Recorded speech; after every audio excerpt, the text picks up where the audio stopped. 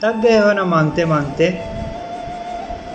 ایک حدیث قدسی کا مفہوم ہے کہ اے ابن آدم، ایک میری چاہت ہے اور ایک تیری چاہت ہے، ہوگا وہی جو میری چاہت ہے۔ پس اگر تو نے سپرد کر دیا اپنے آپ کو اس کے جو میری چاہت ہے، تو میں تجھے وہ بھی دے دوں گا جو تیری چاہت ہے۔ اگر تو نے مخالفت کی اس کی جو میری چاہت ہے، تو میں تجھ کو تھکا دوں گا اس میں جو تیری چاہت ہے، پھر ہوگا وہی جو میری چاہت ہے۔ بس سارے فیصلے اللہ تعالیٰ کے سپرد کر دیں، وہ بہترین فیصلے کرنے والے ہیں۔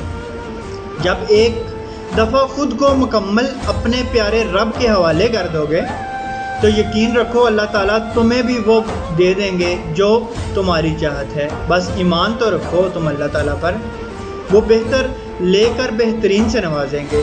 اور اگر تمہارا دل نہیں بدل رہا تو جس چیز کی تمنا تم لیے بیٹھے ہو، یقین رکھو اسی چیز کو تمہارے لیے بہترین بنا دیا جائے گا۔